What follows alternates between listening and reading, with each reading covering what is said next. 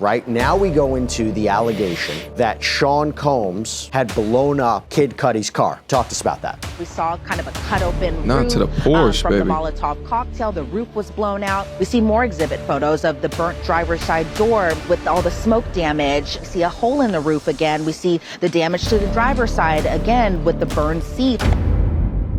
Oh boy, day 9 of Sean Diddy Combs' federal trial saw bombshell testimony from rapper Kid Cudi, who alleged that Diddy retaliated against him after learning that Cudi was dating Cassandra Ventura Fine, culminating in a supposed Molotov cocktail attack on Kid Cudi's car. The jury also heard disturbing accounts of abuse, secret aliases, and more details of an alleged pattern of intimidation. I'm going to be speaking with law and crimes reporter Elizabeth Milner to get the inside scoop on everything that the prosecution presented and everything the defense did in return. Welcome to Sidebar, presented by Law and Crime. I'm Jesse Weber. These damn sketch artists need to be fired. And we had explosive testimony, high-profile witness, none other than Kid Cudi himself. Yep, the rapper detailed a series of alleged retaliatory acts, including a Molotov cocktail attack on his car that he believes was orchestrated by Sean Combs because he claims Diddy found out that he was having relations with Cassandra Ventura, right? Diddy's then girlfriend, on-again, off-again girlfriend. And the jury also heard even more disturbing allegations of alleged abuse against Ventura Fine. Hotel records revealed even more about Diddy's movements, possible attempts to even obscure his whereabouts. We can see where the prosecution's going. So we're going to get into all of this. I want to bring back on, here on Sidebar, law and crimes reporter Elizabeth Milner, who has been inside that courtroom for every day of this action, including today. So much to get into, Elizabeth. Before we even get into Kid Cudi, just tell me, we haven't talked about it in a while, what is the atmosphere in the courtroom? Who's showing up for Diddy? And overall, what's his demeanor like? Yeah, so when Diddy comes inside the courtroom, he's still in kind of those muted colors. He's still wearing sweaters. He still has white button-ups underneath. He still wears the slacks. Of course, he can't have a belt or have shoelaces tied to his shoes or anything like that. But as far as today's appearance goes, today Diddy was in the gray sweater, white undershirt, and gray slacks. When he comes inside the courtroom, more often than not, he's hugging his attorneys. He's kind of doing like a hand clap with them, dabbing them up, that type of thing. Then he goes over to the defense table. He essentially takes his seat. Then he's starting to kind of essentially get to work, where he's writing down notes to his attorneys. He's speaking with them, more likely to talk about what's going to be happening today and that type of thing. But as far as just who's in the courtroom, it's still a different presence than it was on the first couple of days of trial. And that today specifically, we didn't see his sons, we didn't see his daughters inside the courtroom, nor did we see his mother. However, he did have family in there, and that was, of course, being his sister, Keisha, who's been in the courtroom every single day of this week. But as far as other support goes, he did have one of his childhood friends inside that courtroom, too, and then possibly some of the public who are just generally fans of Diddy. The other day, I actually saw somebody in the gallery who was sitting kind of towards the back row on the public side, giving Diddy kind of a heart, and then Diddy gave... Instead of asking what Diddy demeanor is, I'd like for them to ask, what is the demeanor of these sketch artists? Are they taking LSD and shrooms before they get in front of the easel? What is going on here, baby? This shit is terrible. If I knew this is all you had to do to be an artist, man, bump the YouTube stuff, bump all the degrees that I went and got, man, this is it? How much do they get paid for this? Is this a toddler? You know what? Let me just get back into the video. The heart back, because he also sometimes goes by Love. And so I think he kind of appreciates the public support when he's inside the courtroom. But for the most part, he's essentially getting inside that courtroom, getting to work, and anticipating what's going to be coming of another day of trial. Okay. It's fascinating because we do a lunch show every day. And I would say the majority of people who watch and take the polls, they think the evidence supports his conviction. They think he's guilty. I think that's a fair estimation, a lot of what we're seeing. But you also have the support for Diddy online, on social media. I think people are quite split on this. And it does become a question how much of the evidence is actually swaying their opinion. I mean, at the end of the day, it only matters about the jury. And what did the jury hear today? So they heard from Kid Cudi, okay? So when he shows up, by the way, I mean, he shows up in a leather jacket. He's wearing a white T-shirt underneath. There were pictures of him coming into the court smoking a cigarette. I mean, the guy is like a superstar. He comes right in, A-list celebrity. Now, people might be saying, what is his connection to this case? He did come up during Cassandra Ventura's testimony, so let's talk about this. He gets on the stand, okay? Two questions for you. First of all, let's take it piece by piece. What did he say about how he first got involved with Cassandra Ventura and what the relationship was like? And what was his overall demeanor like? Well, when he was inside the courtroom, he was super casual. I will say, Jesse, that when when the government was calling his name as the next witness to come to the stand, I will say most of the people inside that courtroom, with the exception of the defense table, the prosecutors, everyone just turned around in their seat to get a look of Kid Cudi walking inside that courtroom. I'm telling you, everybody's back was turned to see him go inside that courtroom, take the witness stand. So there was a lot of anticipation for his testimony today, especially from us in the media, as well as probably people who are just general fans of Kid Cudi. So yes, to your point, Jesse, he is very casual even while on the stand, and he appeared casual while testifying today. He did have that black motorcycle jacket. He had his earring in. He had a white T-shirt on. He had jeans on and just walked up to the witness stand as, this was just any other day. But you could tell that this is something he doesn't do very often as far as, testifying in a federal courtroom. And because he would say things like one-liners that were a little funny. And then he would say things like, "What you say now?" And it's just like, it was so casual while on the stand. And it was a little funny at times. But just as far as his involvement in the case, he's been a name that a lot of people have been hearing multiple times since testimony began, but they're not hearing Kid Cudi. What they're hearing is Scott Mescudi, his real name, his government name, I should say. But as far as his connection to the case, he and Cassie started off as friends together. Then they were going to start working together on this song. Diddy kind of try to set that up for them so that way Cassie could have a song with Kid Cudi. But the two became close, and the two I'm talking about, of course, being Kid Cudi and Cassie Ventura. They became close and romantically close as well, too. So as far as his involvement in the case, he said he dated Cassie back in 2011, something we knew from Cassie's testimony as well, too. And he said that he knew around that time that Cassie and Diddy had some problems, but he said that they weren't dating at that time. That's what his understanding was of their entire situation. So then as we're getting into the exhibits, they do show a photo of Capricorn Clark, and she kind of plays a role into it, and I'll get into that in just a second. But we see a photo exhibit of Capricorn Clark, a photo exhibit that we've seen a number of times. And Kid Cudi said that she was a friend of Cassie's. Didn't even necessarily mention that she also worked for Diddy. I think he kind of slipped that in at the end. But really, the focus was that she was a friend of Cassie's. Now, we get into December of 2011. This is around the time that Cassie and Kid Cudi are dating one another.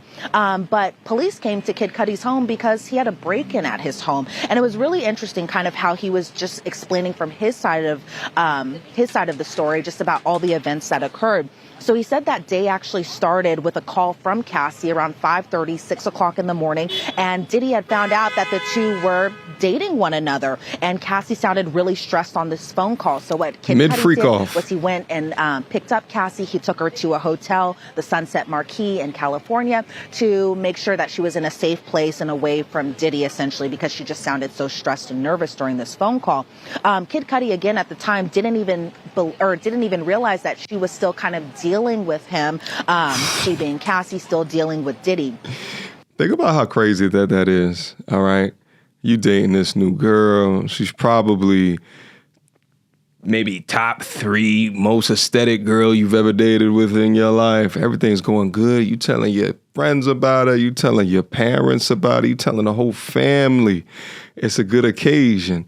And then you find out 10-ish, 15-ish years later that when you went to go pick her up to save her, she was in mid-freak-off. Whoa. It's a cold world out there.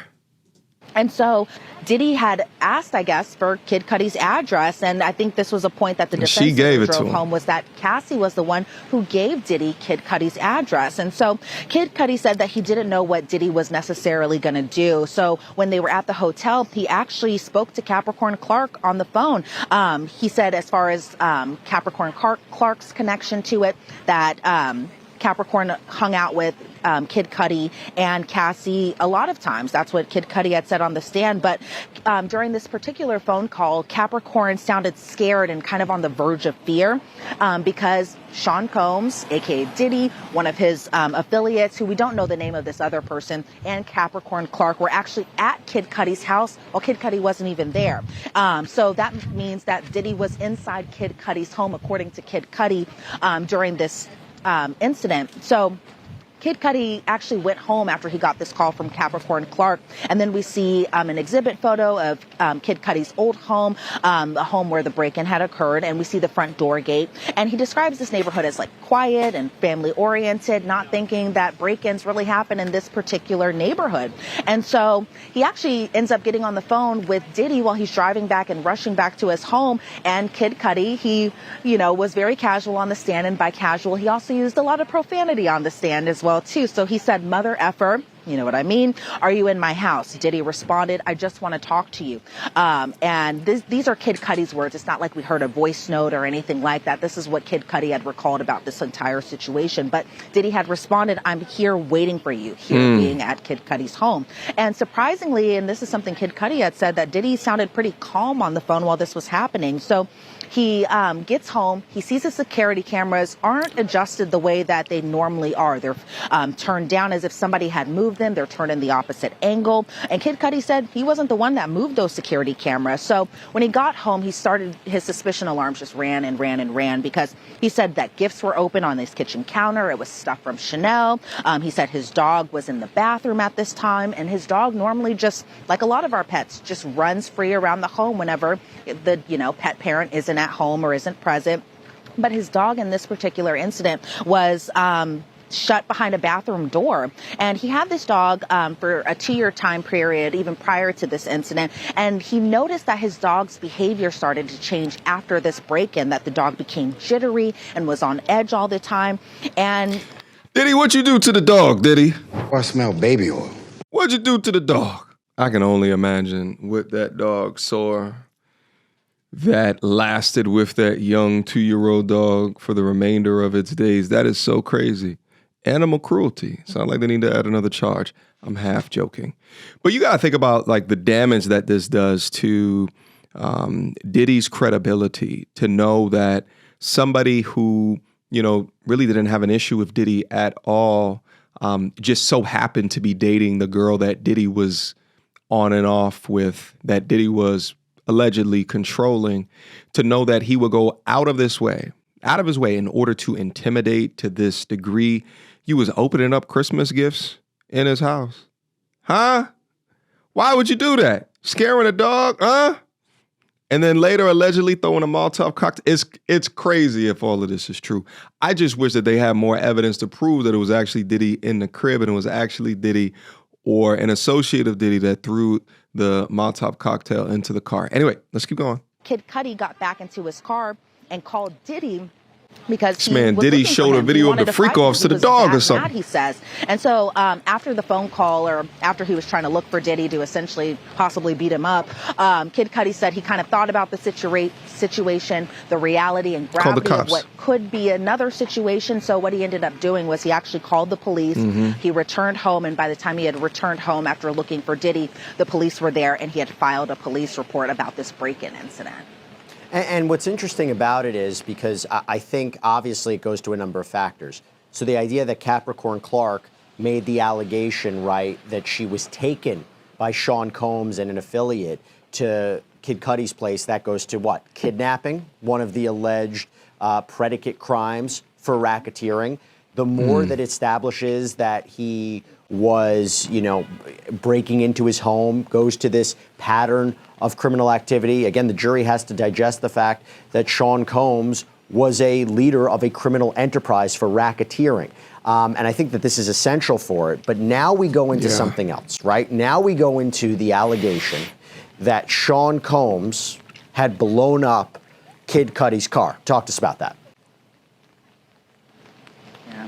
Yeah, it was something that we have kind of known about for a while now, right? Because it was actually laid out in Cassie's federal lawsuit, which we know was filed one day, settled the next day back in November of 2023. But as far as this arson goes, this Molotov cocktail inside Kid Cudi's Porsche, this happened on January 9th of 2016. So it was just about a week or two after he and Cassie had even broken up. And so he said that he was over at his ex-girlfriend's sister's house at this time, and he got a call from his dog's babysitter, or his dog sitter at the time, and got a call that his car was on fire and it caught fire. And so Kid Cudi on the stand said, she told me my car was on fire. I immediately went to my house. So he gets to his house, he sees his car in the driveway, and then that's when we see a bunch of exhibit photos. And this was kind of the first time I think that we've really seen just the damage of the car and what it really entailed in the aftermath of this Molotov cocktail being lodged into Kid Cudi's car. So we saw photos of the damaged car. We saw kind of a cut open roof to the Porsche, from baby. the Molotov cocktail. The roof was blown out.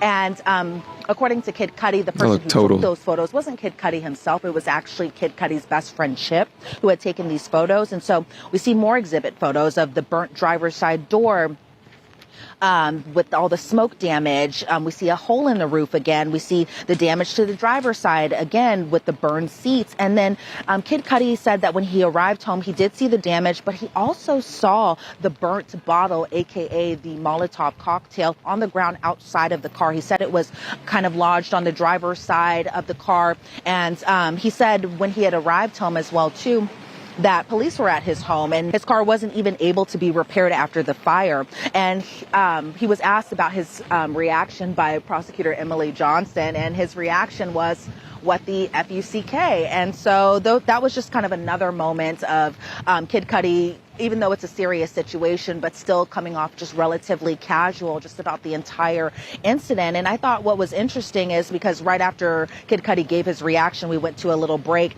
that Diddy's demeanor really kind of, it was very just kind of, from what I could tell, just kind of emotionless. Like he didn't seem like he thought it was funny or anything like that, which was kind of a stark reaction from when the previous witness, that being George Kaplan, took the stand, where Diddy was laughing at some of the testimony, all of that stuff. But with Kid Cudi specifically today, Jesse, Diddy had because he knows no it's reaction damning. from what I could tell from where I was sitting, just about everything. Because when Kid Cudi's kind of alleging that this might have been at the hands of Sean Combs, I think, Sean Combs knows that the jury is kind of listening very closely to these types of allegations. It's damning testimony because not only does it help support, as I mentioned, kidnapping, then it helps support arson, right? Arson, one of the other underlying predicate crimes for racketeering. Prosecution just needs to prove at least two. Now talk to me about this. Kid Cudi confronted Diddy, right? There was definitely a confrontation that happened shortly after the Molotov cocktail was inside Kid Cudi's car. And I thought, just kind of circling back really quick, Jesse, is that he was actually asked, do you think that this was accidental or do you think this was intentional? And Kid Cudi said that he had believed that this was intentional. And so what ended up happening is that he said that Diddy was reaching out to him and texting him and calling him a number of times. And Kid Cudi was just so furious, essentially, around this time that he just wasn't answering. He wasn't responding, but he just wanted essentially the drama to stop. And so he ended up reaching out to Diddy after his car caught fire because he had told Diddy that this is getting out of hand. And so what ended up happening was D-Rock, a name that we have been hearing about a number of times, one of Diddy's then security guards, and then Kid Cudi's manager, Dennis, had set up this meeting so that way Diddy and Kid Cudi could talk and hash things out. And so this meeting happened in Los Angeles at Soho House, something that they actually have here in New York City as well, too. And Kid Cudi had said when he arrived, he met with D-Rock, who escorted him up into a room. And this is where there was kind of a little light moment of laughter, but maybe from Diddy's point of view, he didn't think it was that funny. But Kid Cudi said while on the stand that when he got into this room where he was supposed to meet Diddy, that Diddy was just kind of staring off and he looked like a Marvel supervillain, a point that a lot of people in the courtroom were laughing about, as well as some of the jurors. But did Diddy particularly think it's funny? Possibly not. But Kid Cudi had said that Diddy's demeanor for the most part appeared calm during this meetup. And Kid Cudi said that was actually a little off-putting to him because he said it was weird that he was acting so calm. He said that later Cassie ended up arriving to this meeting and that he was a little upset with Cassie because she didn't think that she was going to go back to him. And so during this meeting, Kid Cudi said that he didn't have conflicts with anyone else at this time. So I think he kind of pointed it at this being kind of Sean Combs' fault that his car got blown up, essentially. But he said after this meeting and after they kind of talked things through and hashed things out, that Kid Cudi and Diddy stood up, they shook each other's hand, and Kid Cudi said to Diddy, "What are we going to do about my car?" And Diddy responded, "I don't know what you're talking about." And Kid Cudi said that he had said this kind of relatively calmly. But after this meeting, there were no more break-ins in Kid Cudi's home. There were no more car bombs lodged into his car or Molotov cocktails. And after, he didn't see Diddy again until a few years later, surprisingly, at Soho House once again. And Diddy surprisingly apologized later on. And Kid Cudi had said that after he received the apology years later from Diddy, he said he kind of made peace with the entire situation. And so that was kind of the wrap up of his direct testimony. Obviously, with the cross, there were some holes poked in it here and there. But I actually think Kid Cudi saying that, you know, Marvel's supervillain and everybody laughs. But I think about when you think about the true demeanor of a supervillain, right? True demeanor of a gangster, a real thug. It is one of not a lot of emotions, not a lot of reactions, intense stoicism, just intensity in general, right? But a quiet violence, if that makes sense. And I think that him saying that actually, you know, it's an emotional toll that it could exact on a jury hearing that into the believability of the sort of gangster or thug that P. Diddy exhibits. Let's keep listening.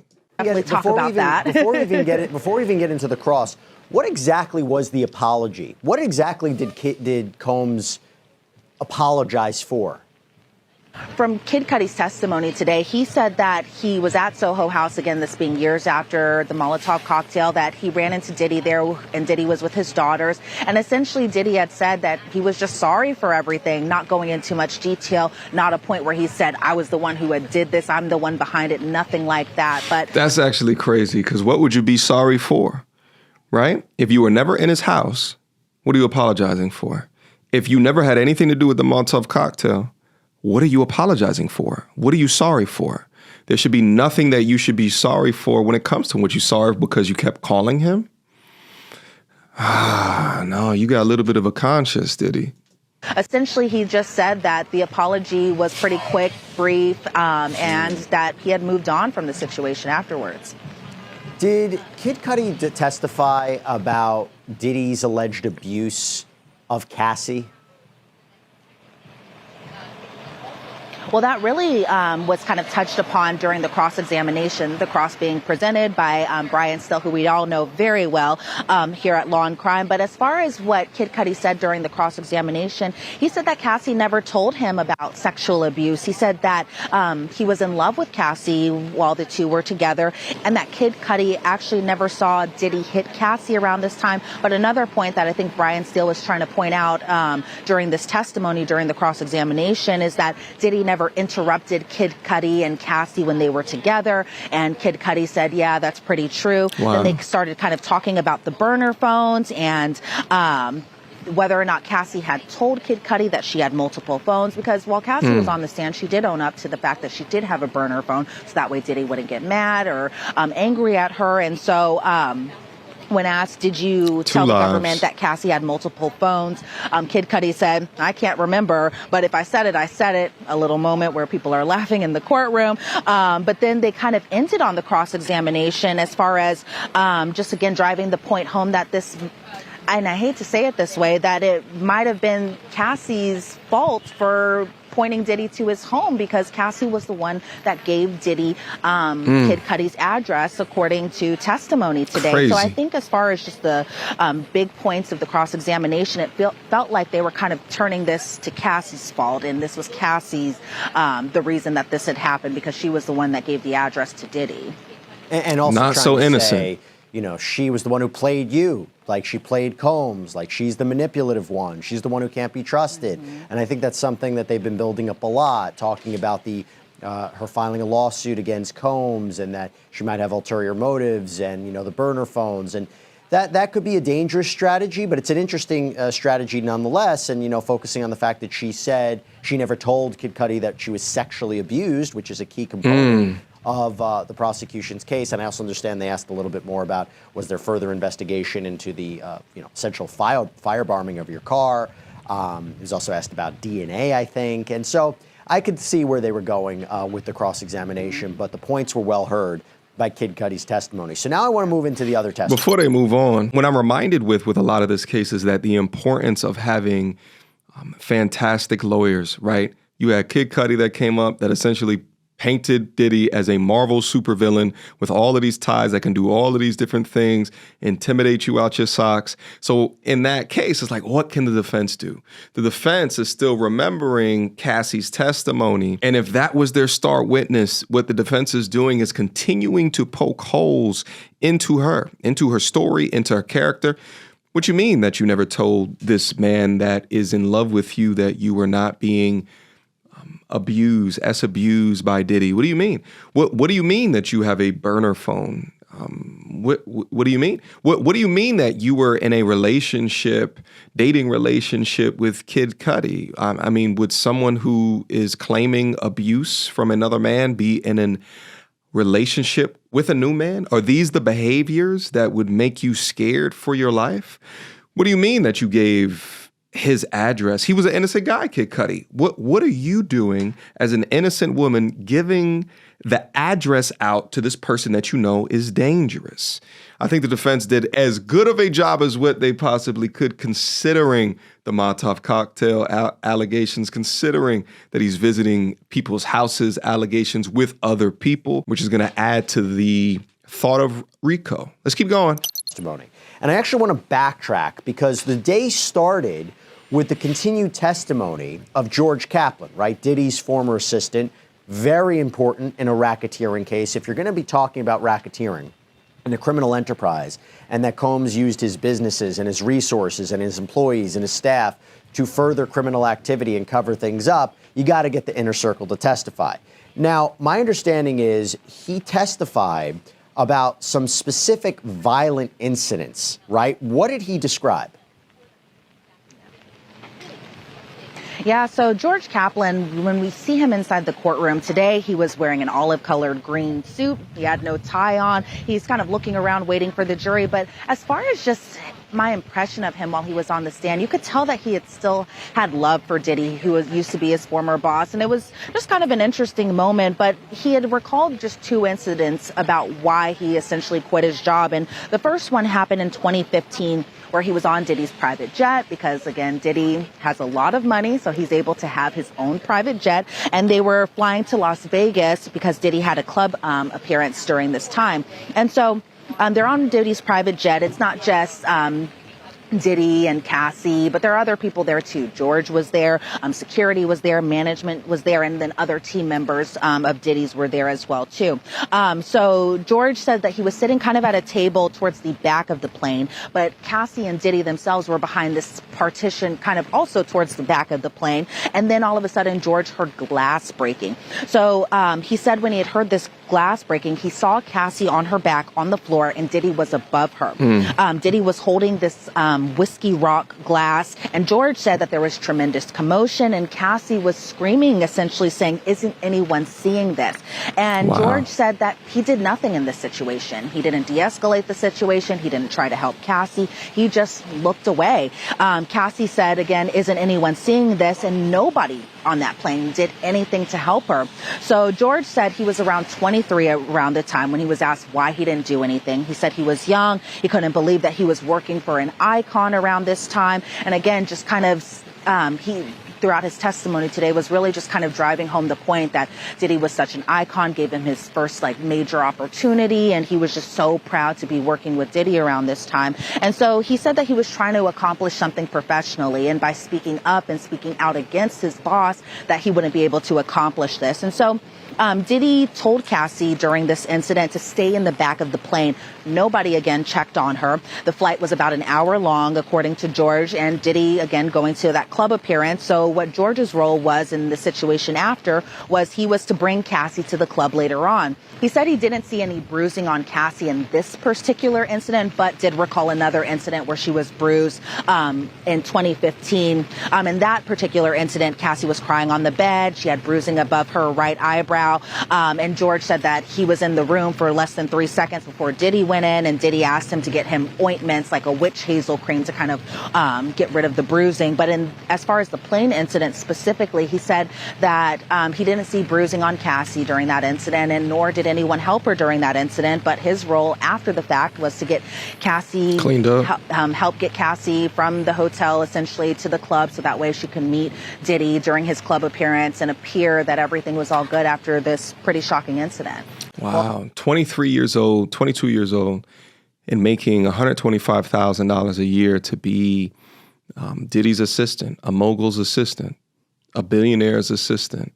Incredible opportunity at the time, but it begins to continue to paint a picture at how so many things got swept under the rug because people wanted to be around the status of Diddy, the money of Diddy, right? And to think that ain't no one 100% innocent of anybody who gets up on this stand right here.